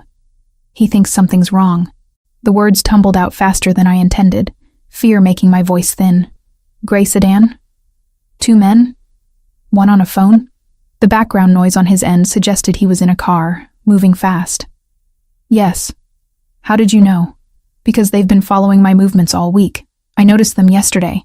Thought I had shaken them." I heard him speak to someone else in Italian, rapid commands that I couldn't follow. Then back to me. "Listen carefully. Stay inside with Franco. Lock both doors, front and back. I'm 40 minutes away at the port, but I'm sending Lucas Pellegrini and a security team. They'll be there in 10 minutes. Do not leave that building until Lucas arrives. Understand? Anthony." "Who are they?" "Rivals. Russians working for a man named Volkov. They saw us together. Think they can use you to get to me." Another exchange in Italian, then the sound of an engine revving. 10 minutes, Megan. Lucas will take care of you until I get there. I promise." The call ended. I stood there holding my phone, trying to process what he had just said. Rivals. Russians. Use you to get to me. This was what Anthony had warned me about 2 weeks ago. The reality of being associated with someone in his world. People would watch me. Might try to use me as leverage. Franco was already on his own phone, speaking low Italian to someone. When he hung up, he locked the front door and turned off the exterior lights, leaving only the soft interior glow from behind the bar. "My cousin works for the Valentasi family. He's coming too. Should be here in 15 minutes. I'm sorry, Franco. I didn't mean to bring this to your restaurant." "Not your fault." He moved behind the bar, pulling out a baseball bat that he kept under the register. "Mr. Valentasi takes care of his people.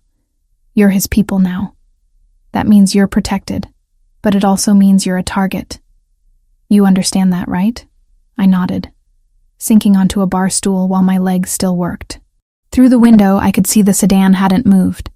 The passenger was still on his phone, occasionally glancing toward the restaurant. What were they waiting for? Were they just surveillance or something worse? Time moved strangely. Each minute felt like 10, but also like seconds were slipping away too fast. I counted my breaths, tried to stay calm, checked my phone compulsively even though only 2 minutes had passed since Anthony's call. At minute 8, I heard the vehicles. Multiple engines, moving fast. 2 black SUVs pulled into the lot from opposite directions, boxing in the gray sedan smoothly. The doors opened simultaneously, and men emerged wearing dark suits and the kind of alertness that suggested military or law enforcement backgrounds. One of them approached the restaurant entrance, knocking precisely 3 times. Franco checked through the window, then unlocked the door. "Lucas Pellegrini?" "Yes." "Where's Megan Turner?" The man who entered was maybe 32, with sharp features and eyes that missed nothing. He scanned the restaurant interior in seconds, cataloging exits and threats with practiced efficiency. "I'm Megan." I stood from the bar stool, trying to project confidence I didn't feel. Lucas crossed the space between us in 3 strides, his expression serious, but not unkind. "Anthony sent me. You're safe now. The men in the sedan are leaving." He gestured toward the window where the gray car was indeed pulling out of the lot, heading away fast. My team encouraged them to find somewhere else to be tonight. "Who are they?" "Russian operatives. Low-level surveillance. Probably gathering information about your routines and connections to Anthony." Lucas pulled out his phone, typing something quickly. "They're not the real threat. They're just the eyes. The threat is who they report to. Franco offered Lucas a glass of water, which he declined with a polite shake of his head. How long until Mr. Valentasi arrives? Lucas checked his watch. He was at the port when Megan called. That's about 40 minutes from here. He left immediately, so probably another 35 minutes. And those men won't come back. Not tonight. We made it clear that would be a terminal mistake. Lucas said it calmly, but the implication was unmistakable. Whatever his team had communicated to the Russians involved serious consequences. We waited. Lucas positioned himself near the window, occasionally speaking into his phone in low tones. 2 of his men stayed outside by the SUVs, constantly scanning the street. The remaining team members stood by the back entrance. The restaurant felt more like a fortress than a place that served pasta and wine. 37 minutes after my initial call, Anthony's Audi pulled up outside. He was out of the car before it fully stopped, striding toward the entrance with barely controlled urgency. Lucas opened the door for him. Anthony's eyes found me immediately, scanning me head to toe like he was checking for injuries. "You're okay?" "I'm fine." Scared, but fine. I stood, and he closed the distance between us in 2 steps, pulling me into an embrace that was more about reassurance than romance. I could feel his heart hammering against his chest, could feel the tension in every muscle. "Lucas, report." He didn't let go of me, just held me against him while he listened to his second in command. 2 men, gray Nissan sedan, Virginia plates. They matched the description of operatives we've been tracking all week, associated with Volkov's organization. When my team arrived, they attempted to leave. We intercepted them briefly to deliver a message, then let them go. "They won't return to this location." "What message?" I asked quietly. Lucas glanced at Anthony before answering. "That Megan Turner is under the protection of the Valentasi family. That any attempt to surveil, approach, or threaten her would be met with immediate and overwhelming retaliation." Anthony finally released me, though he kept one hand on my shoulder. "Volkov has been pushing boundaries for months. 3 weeks ago, we intercepted one of his shipments at the port. Cost him significant money and credibility. He's been looking for retaliation ever since, and he thinks I'm an easy target because you've been seen with me." "Yes." Anthony's jaw clenched. "This is my fault. I should have been more careful about being seen with you publicly. Should have anticipated that rivals would notice and try to exploit it. You warned me this would happen. 2 weeks ago you told me people might try to use me as leverage." I touched his arm, making him look at me instead of Lucas. "I chose to keep seeing you knowing that. This isn't your fault. It's absolutely my fault." The anguish in his voice surprised me. "You're in danger because of me, because I was selfish enough to want you in my life despite knowing the risks." Lucas cleared his throat gently. "Anthony, we should move. This location is compromised. The Russians know she works here, which means they know her patterns and vulnerabilities." Anthony nodded, already shifting back into command mode. "Franco, thank you for keeping her safe.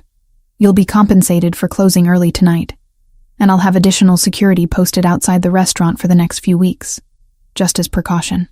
"Not necessary, Mr. Valentasi. Just take care of her." Franco looked at me with genuine concern. "Be safe, Megan. Come back when things calm down." Anthony turned back to me, his expression intense. "I need you to come with me. Somewhere secure where Volkov's people can't reach you. Not your apartment. They likely know that location already. I have safe houses set up for exactly these situations." "For how long?" "However long it takes to resolve this situation with Volkov. Could be a few days. Could be longer." He paused, and I could see him choosing his next words carefully. "I'm not forcing you. I'm asking. Will you trust me enough to let me protect you while I handle this?" This was the moment Franco had warned me about. The moment where Anthony's world stopped being theoretical danger and became immediate reality. I could refuse. Could go home to my apartment and hope the Russians wouldn't escalate beyond surveillance. Could pretend that being associated with Anthony Valentasi didn't make me a target. Or I could accept that I had chosen this path with full knowledge of where it led. Could trust the man who had eliminated Tyler from my life, who had been honest about risks and costs, who was now offering protection not as control, but as genuine care. "I trust you." The words came out steadier than I expected. Where are we going? Relief flooded Anthony's features so completely it made him look younger. I have 2 locations. An apartment in the city, about 15 minutes from here. It's secure but designed for short-term situations. And a house outside the city, about 40 minutes away. More isolated, better security, more comfortable for extended stays. He watched my face as he explained the options. I recommend the house, and I'll stay with you. I'm not leaving you alone to deal with this. The house, then. I grabbed my purse from where I had set it by the bar. Do I have time to stop by my apartment for clothes? No, too risky. They might be watching your building. I'll have someone collect what you need tomorrow, or we can buy new things. Whatever you're comfortable with. Anthony's hand found the small of my back, guiding me toward the door. Lucas, take point. Radio ahead to the house. Make sure everything is ready. Already done. Carson and his team are en route to secure the perimeter. Lucas was already moving, phone to his ear, coordinating with military precision. The drive took exactly 40 minutes. Anthony drove while Lucas followed in one of the SUVs, creating a 2-vehicle convoy that felt simultaneously protected and surreal. We left the city behind, heading into areas where houses spread out across acres instead of being crammed together, where streetlights gave way to darkness interrupted only by occasional porch lights. Tell me about Volkov. I broke the silence after 20 minutes. If I'm running from him, I should understand who he is. Anthony's hands tightened on the steering wheel. Dmitry Volkov. Runs the Russian organization that controls most of the drug trafficking through the northern port. He's been in this city for about 5 years, aggressive about expanding territory. 3 weeks ago, his people tried to bring in a shipment through docks I control. My team intercepted it. Cost him roughly $3 million in product, and made him look weak to his own organization. So this is retaliation. This is him looking for leverage. He can't attack me directly without starting a war he'll lose. But if he has someone I care about, he thinks he can force me to give back territory, or money, or power. Anthony glanced at me briefly. Which is why you need to stay hidden until I make it clear that path is closed to him. How do you make that clear? By being willing to pay a higher price than he's willing to pay. By making sure he understands that touching you would cost him everything, while giving him an alternative path that saves face and preserves his position. He turned onto a private road, unmarked and barely visible. It's about finding the pressure points where he'll negotiate instead of escalate. The house appeared through the trees. Modern architecture with large windows and clean lines. Lights were already on inside, and I could see 2 men patrolling the perimeter with the kind of alert posture that suggested they were armed and ready.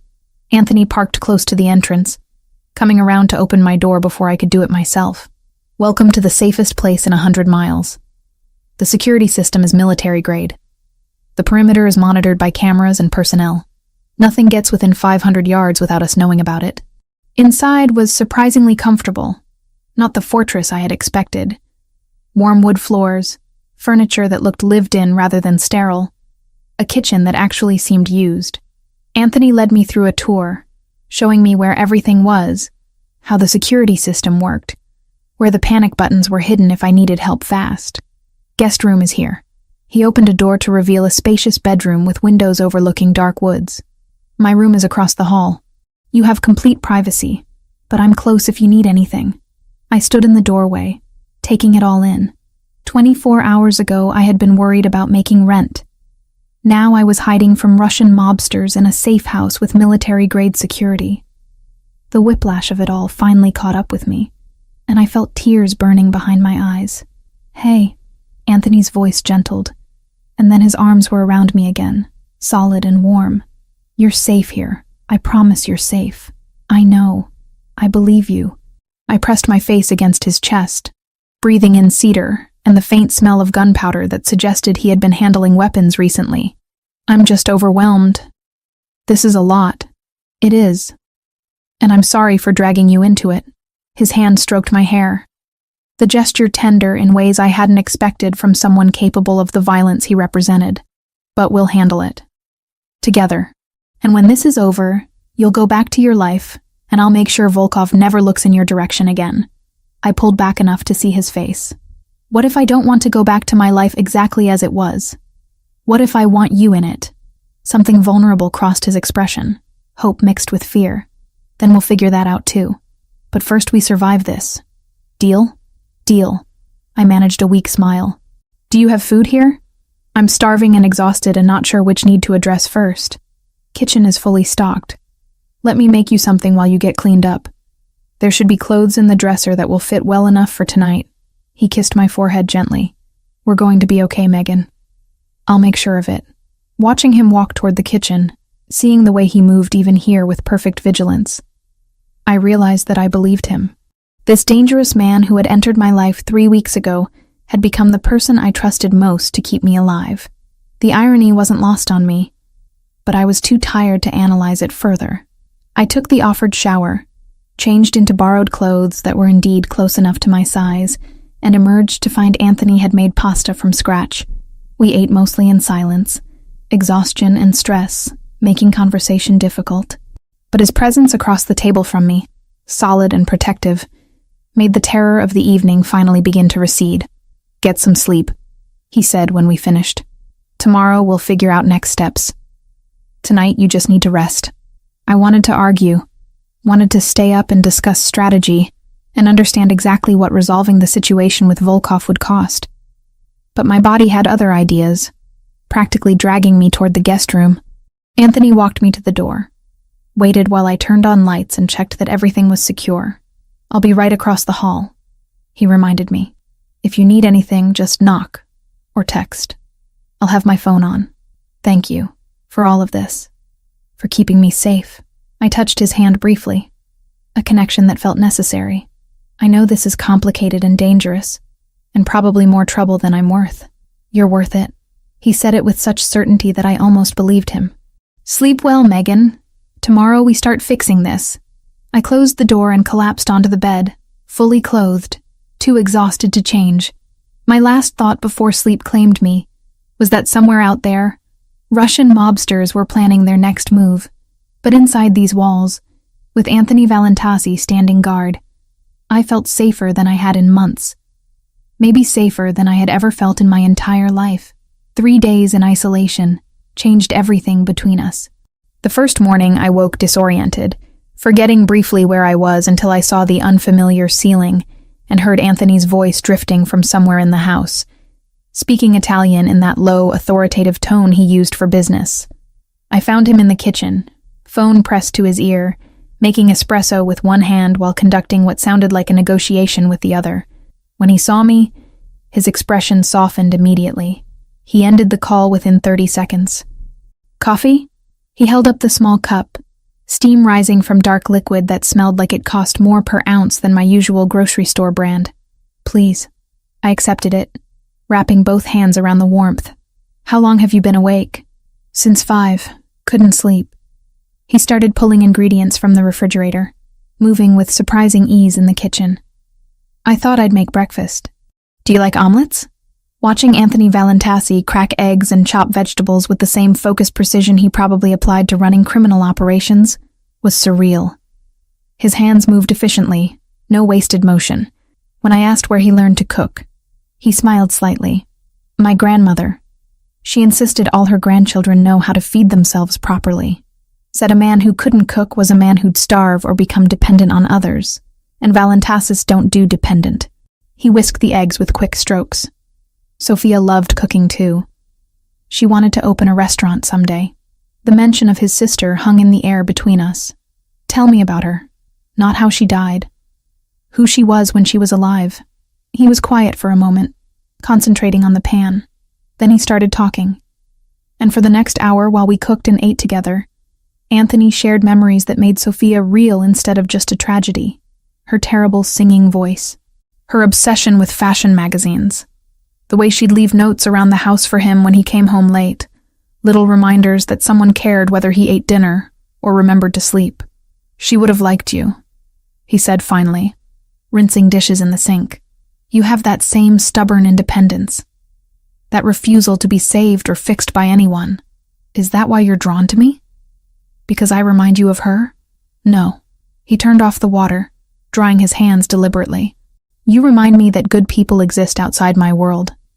That not everything has to be about power and territory and violence. That's completely different. The second day, Lucas called with an update. 2 of Volkov's men had been captured trying to gather more intelligence about my routines. Anthony took the call in his office upstairs, but when he came back down, his jaw was tight with controlled anger. "What did you do to them?" I asked, because I needed to know, needed to understand exactly what protection from Anthony Valentasi meant in practice. "Nothing personally. Lucas is handling interrogation." He poured himself whiskey even though it was barely noon. "They'll tell us what Volkov's planning, what resources he has in play, where his vulnerabilities are. Then we'll use that information to negotiate." Negotiate. That's a kind word for whatever you're actually going to do. Yes, it is. He didn't apologize for the euphemism or try to soften the reality. "This is how my world works, Megan. I can protect you from seeing the details, but I can't pretend they don't exist." We spent that afternoon in strange companionship. Him working on his laptop while I curled up with a book I found on the shelf. Every so often I'd catch him watching me instead of his screen, expression unreadable. When I fell asleep on the couch, I woke to find a blanket tucked around me, and Anthony sitting in the chair across from me, still watching. "How long have I been out?" I stretched, disoriented. "About an hour. You looked peaceful." "I didn't want to wake you." He set aside his laptop. "Can I show you something?" He pulled up images on his phone.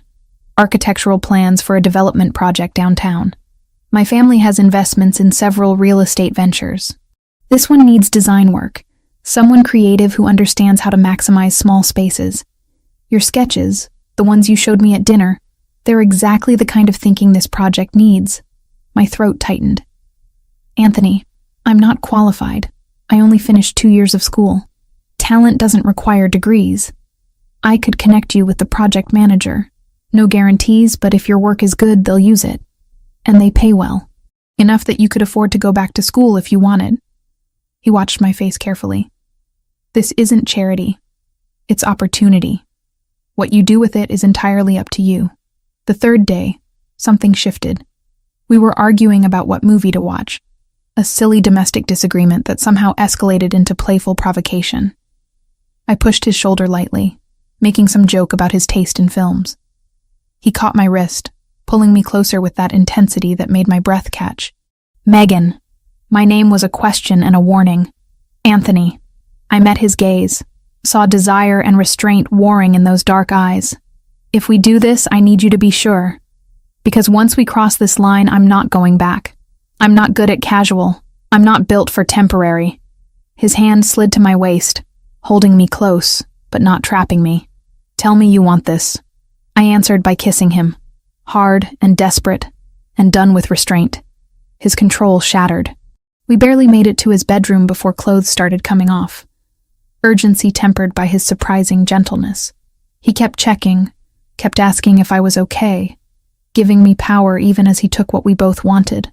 Afterward, lying tangled in sheets that smelled like him, Anthony traced patterns on my bare shoulder.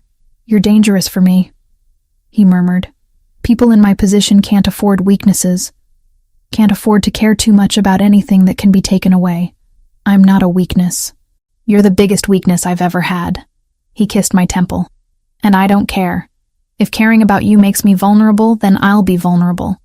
That's how much you matter." The fourth morning, Lucas called early.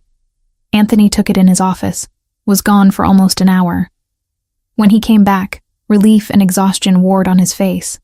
"It's done." Volkov agreed to terms. He sat heavily on the couch beside me. "You're officially off limits. Protected territory. Any move against you means immediate total war with my family, and Volkov can't afford that right now." "What did it cost you?" He told me everything. The territorial concessions, the lost revenue, about $300,000 annually. The 2 men eliminated during negotiations to prove he was serious. "That's too much," I whispered. "Anthony, I'm not worth that." He grabbed my face between his hands, forcing me to meet his eyes. "You're worth everything. Money I can recover, territory I can win back eventually. But you, Megan Turner, you're irreplaceable. Don't ever tell me you're not worth it." I kissed him then, tasting his certainty and desperation and love, because that's what this was. Complicated, dangerous, built on violence and territory disputes and moral compromises, but love nonetheless, raw and real and stronger than I'd ever expected to find. "What happens now?" I asked when we finally broke apart. "Now we go back to our lives." "You go back to work if you want. Back to your apartment if you want. I'll have security watching you discreetly, just as precaution. And we figure out what this means for us, for our future, without the immediate threat forcing decisions." He smiled slightly. "Unless you'd prefer to stay here longer. I could get used to waking up with you." "Take me home," I said, "to my apartment. And then tomorrow you can take me to dinner like normal people. We'll figure out the rest as we go." Anthony kissed me one more time before standing. "Normal people, I can try that. For you, I can try anything." We didn't go back to normal overnight. For a few days, we practiced ordinary things with deliberate care. Quiet dinners without looking over our shoulders, turning off our phones after midnight, sleeping without the lights on. Anthony asked what would make me feel safe that didn't involve more men or more guns, and then he actually did those things. Walked me through the building's exits, showed me the panic buttons once and never again, learned my tells when anxiety crept in. Safety stopped being a performance and became a routine we kept together. 7 weeks later, my life looked completely different, but also strangely normal. I had moved into an apartment 2 floors below Anthony's penthouse in a building he owned downtown. Not living together exactly, but close enough that I could knock on his door at midnight when nightmares woke me, close enough that he could stop by with coffee before I left for work. I still worked at Rossi's 3 nights a week, but now I also spent my days designing floor plans for a development project Anthony had connected me with. The project manager, a woman named Sarah who didn't seem to care that I lacked a degree, had hired me after seeing my portfolio. The pay was more than I made in a month of waiting tables. Franco pulled me aside one evening during my shift. "You look different," he said, studying my face with those perceptive eyes. "Happier. More settled." "I am." I wiped down the bar, comfortable in this space that had become familiar. "Things are good. Mr. Valentassi is good to you?" "He is." I met his gaze directly. "I know you warned me about his world, about transactions and owing people, but Anthony's been nothing but honest with me. About who he is, what he does, what being with him costs." Franco nodded slowly. "My son is 14 now. Healthy. Plays soccer, drives me crazy with his attitude. He's alive because the Valentassi family helped when no one else would. That kind of debt, it never really goes away. But it also means something. Means they take care of their people." He squeezed my shoulder gently. "You're his people now. That's worth something in this city." 2 days later, Lucas Pellegrini stopped by the restaurant with an update I had been waiting for. He sat at the bar during a slow afternoon, ordered coffee he didn't drink, and delivered his report with military precision. "Tyler Grant is confirmed living in Seattle. He's employed at a car dealership dating someone new. Our monitoring shows no attempts to contact you, no searches for your information. He appears to have genuinely moved on." Lucas watched my face carefully. "We'll maintain surveillance for another 3 months as precaution. But the threat seems neutralized." Relief washed through me so completely I had to grip the bar for support. "Thank you. For checking. For making sure. Anthony's orders. He wanted you to have certainty." Lucas finished his coffee and left cash on the bar that was triple what the drink cost. "Take care, Megan. You're good for him. He's different since you came into his life. Better." I met Gabriella Ricchetti at a charity event Anthony took me to. She was the daughter of an allied family, someone who understood this world from birth. We ended up talking in a corner, while our respective men conducted business disguised as socializing. "How do you handle it?" I asked her quietly. "Knowing what they do, what they're capable of." She smiled, but it was tinged with sadness. "You accept that the men we love are complicated, that they can be gentle with us and brutal with enemies, that morality in their world has different rules than the one we were raised in." She touched my arm lightly. "But you also set boundaries. Make clear what you will and won't accept." Anthony respects boundaries. Not all of them do. There were difficult moments. The night Anthony came home at 3 a.m. with blood on his shirt that he said wasn't his. The overheard phone call where he ordered something in Italian that included words I recognized as violent. The constant presence of security. The the way he never fully relaxed even in our supposedly safe spaces. We fought about it once, me demanding to know exactly what he had done, him refusing to give details because he didn't want those images in my head. The argument ended with both of us crying, me from frustration and fear, him from the weight of trying to protect me from himself. "I can't change what I am," he said, voice rough. "Can't undo 34 years of becoming this person. But I can promise I'll never lie to you about it. I'll never pretend to be something cleaner than I am. I don't need you to be clean," I whispered. "I need you to be honest. And I need to know that the violence has limits, that you're not just destroying people because you can." We wrote it down, not like a contract but close. No lies about violence, no using me as leverage, no keeping me in the dark if a choice I made could put other people at risk. It wasn't romance the way movies sell it, but it was the only way this could work without either of us pretending to be someone we weren't. "I'm not." He pulled me close, burying his face in my hair. "Everything I do has purpose, protection, preservation, maintaining balance. I don't kill for pleasure. I don't hurt people who don't threaten what's mine. Does that make it better? I don't know. But it's the truth." 8 weeks in, Anthony took me to the rooftop of our building. He had set up dinner under string lights, the city spreading out below us in a carpet of illumination. Over wine and pasta he made himself. He talked about the future. "I want you in my life permanently," he said, reaching across the table to take my hand. "Not just dating, not just convenient. I want to build something real with you. I understand if you're not ready for that considering everything, but I need you to know my intentions. What would that look like?" My heart was racing. Building something real.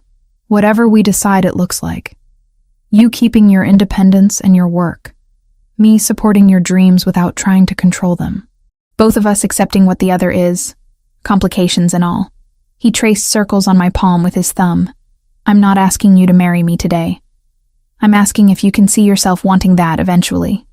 With me." Despite everything, I thought about Tyler. About the 4 months of terror that Anthony had ended in 7 minutes.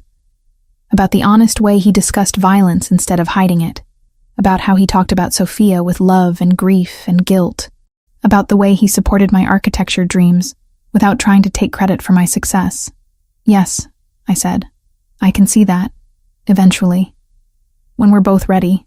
Relief and joy crossed his face in equal measure. "Then that's what we'll work toward." He told me then about the shelters. How he had started funding organizations that helped women escape abusive relationships, that provided safe housing and legal assistance and resources. How he did it anonymously because he didn't want credit, just wanted to honor Sophia's memory by protecting people the way he hadn't protected her. "You're making something good from something terrible," I said, tears in my eyes. "That's not nothing, Anthony. That matters.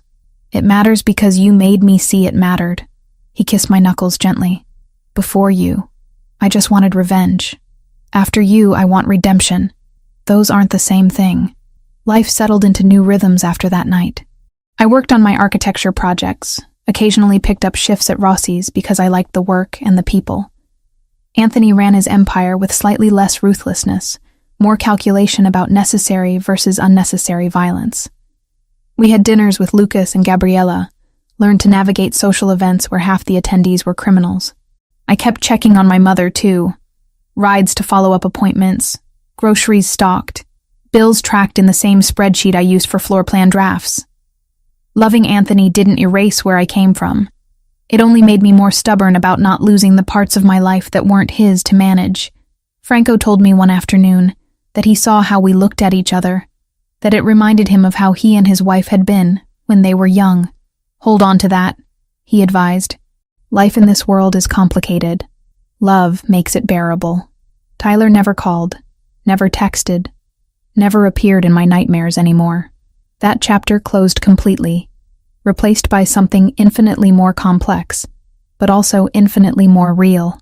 I stood on our building's rooftop one evening, watching the sun set over the city, and realized I was happy, not despite the complications or the danger or the moral compromises. Just happy. Anthony found me there, wrapping his arms around me from behind, chin resting on my shoulder. "What are you thinking about?" He asked. How 3 months ago I was terrified of my ex-boyfriend. Now I'm in love with a mafia boss. Life is strange. Strange but good. Strange but very good. I turned in his arms to face him. Thank you for handling Tyler permanently, for being honest about your world, for loving me despite it being dangerous for both of us. Thank you for choosing this anyway. He kissed me softly, for seeing who I am underneath everything and deciding it was worth the risk. We stood there as darkness fell and city lights bloomed below. Two people from completely different worlds who had found something real in the space between danger and safety, violence and gentleness, fear and love. It wasn't a fairy tale. It was better. It was honest and complicated and built on full knowledge of what we were choosing. And that made it worth everything.